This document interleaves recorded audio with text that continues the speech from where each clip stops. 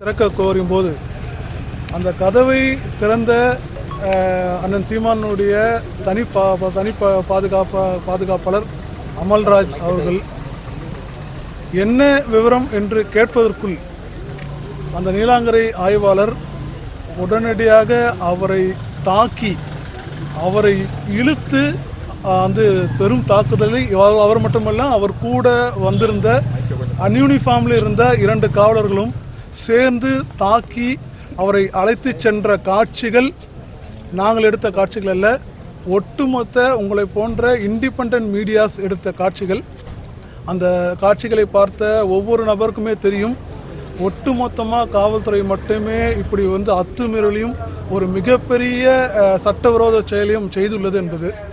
ஆனால் அவர்கள் 2 பேரையும் கைது செய்த நீலாங்கரை காவல்துறை அவர்கள் வீட்டுக்கு சென்று அதாவது வலசரவாக்கம் காவல் இன்ஸ்பெக்டர் தன்னிடம் புகார் அளித்ததாகவும் நாங்கள் அந்த சம்மனை ஒட்டும் போது அதுக்கு இவர்கள் இடையூறு ஏற்படுத்தினார்கள் என்று அவர் புகார் அளித்ததாகவும் அந்த புகாரை நான் விசாரிக்க சென்றேன்.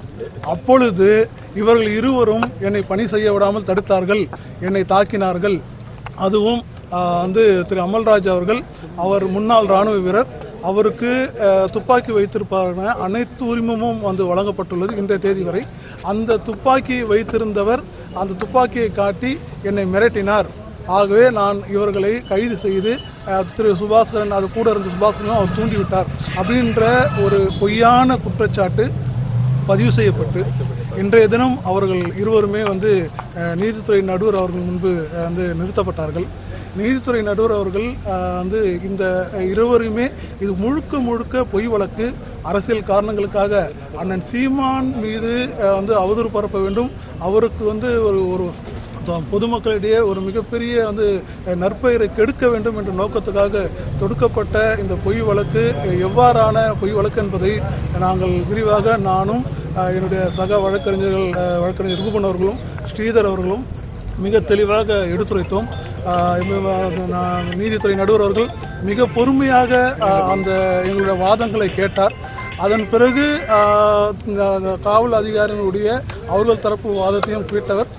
அதன் பிறகு தனிப்பட்ட முறையிலே 2 பாதிக்கப்பட்ட அந்த நபர்களுடைய அவருடைய கருத்தையும், அதாவது அவர்களுக்கு ஏதாவது காயங்கள் ஏற்பட்டுள்ளதா என்ற கருத்தையும் கேட்கும்போது திரு அமல்ராஜ் அவர்கள் தான்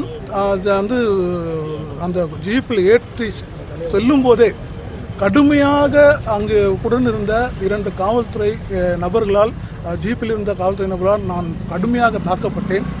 அதோடு மட்டுமல்லாமல் திரு சுபாஸ்கரன் அவர்களும் அந்த ஜீப் நேரடியாக அந்த காவல்துறைக்கு செல்லாமல் அந்த ஜீப் அருகில் உள்ள ஒரு காலி மைதானத்தில் நிறுத்தப்பட்டு அது உள்ளே வைத்து நாங்கள் கடுமையாக தாக்கப்பட்டோம் என்ற விவரத்தையும் கூறினார்கள்.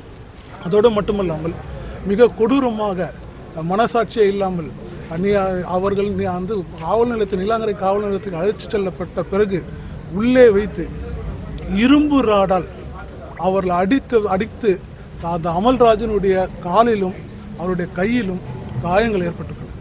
அந்த காயங்களையும் நீதித்துறை நடுவர் அவர்கள் பார்த்துவிட்டு அந்த காயங்களை அவர் தன்னுடைய ரிமாண்ட் ரிப்போர்ட்டில் குறிப்பிட்டு எழுதியிருக்கிறார். அதோடு மட்டுமல்லாமல் அவர்களுடைய அதாவது நடந்த சம்பவங்களையும் முழுமையாக கேட்டறிந்தார். இருப்பினும் இருவருக்குமே வரும் 13/3/2025 வரை நீதிமன்ற காவலை அடைக்க உத்தரவிட்டு தீர்ப்பு கொடுத்திருக்கிறார். இருவருமே ஒரு வழக்கிலே அது இட்ஸ் பெயிலபிள் அஃபென்ஸ், இன்னொரு வழக்கிலே அவர் துப்பாக்கியை காட்டியதால் 28 செக்ஷன் 30 ஆஃப் தி ஆர்ம்ஸ் ஆக்டும் சேர்க்கப்பட்டுள்ளது. அந்த காவல்துறை அதிகாரிக்கு காயம் ஏற்பட்டது போல் அதற்கான உரிய காயம் ஏற்பட்டது போன்ற சர்டிஃபிகேட்ஸ் அதையும் அவர்கள் தாக்கல் செய்திருக்கிறார்கள்.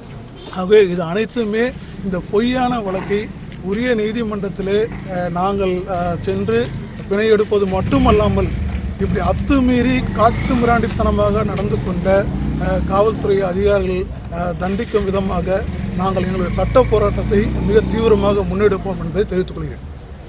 இந்த வழக்கு தொடர்பாக அடுத்த கட்ட நடவடிக்கை காவல்துறை மேலே சட்ட நடவடிக்கை இவங்களுக்கு அடுத்த நடவடிக்கையாக